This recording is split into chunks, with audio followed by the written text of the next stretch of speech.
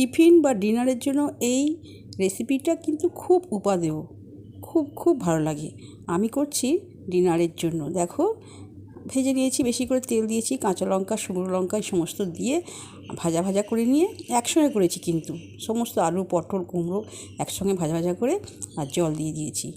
আর অন্য কোনো মশলা দেবো না, রাতের খাবার তো খুব অর্ডিনারি, খুব সিম্পল করব।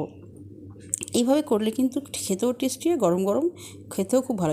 গুঁড়ো মশলা একটা করা আছে, সব ধনে, জিরে, মৌরি, মরিচ এর সঙ্গে দেওয়া আছে, আর একটু গুড় দিয়ে দিলাম মিষ্টি হবার জন্য। মিষ্টি না হলে কুমড়ো কি খেতে ভালো লাগে? যাই হোক, এরকম করে নাড়াচাড়া করে নিলাম রুটির জন্য, রাতের রুটির জন্য। চাপা দিয়ে দিলাম। এইবারে কিন্তু রুটিটা আমি বানিয়ে নেব। ঠিক আছে বন্ধুরা, এরপর আমি একটা সুজির বরফি বানাবো। দেখো, ওই চাটুটা তো রুটি হয়ে গেছে, গরম আছে, ওই গরম চাটুতেই আমি সুজিটা নাড়াচাড়া করে নিচ্ছি, একটু ভেজে নিচ্ছি, কারণ কাঁচা গন্ধ থাকলে কিন্তু ভালো লাগবে না। সুজি কিন্তু একটু ভেজে নিতে হয়, নাহলে কিন্তু মোটেও ভালো লাগে না। এই সুজিটাকে একটু লালভাবে ভেজে নিতে হবে। আমি তাই লাল করে একটু ভেজে নেব। এই কড়ার মধ্যে, এই চাটুর মধ্যেই আমি ভেজে নিচ্ছি, কারণ চাটুটা তো আমার গরমই আছে, আর বেশি গরমের জন্য আমার গ্যাস খরচা হলো না। যাই হোক, দুধ আছে, দুধটা ফোটানো, কালকের দুধ, গরম দুধ ফুটছে, আর দিয়ে দিলাম সুজিটা। এইবার নাড়াচাড়া করে আমি এর মধ্যে দেবো কি জানো, গুড় দেবো, আর একটু ঘি দিলাম।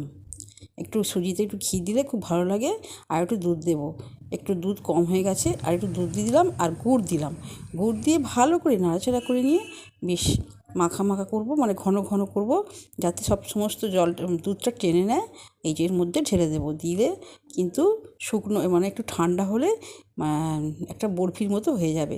আমি বরফি অবশ্য পিস করে নেবো, চৌকো করে কেটে নেব।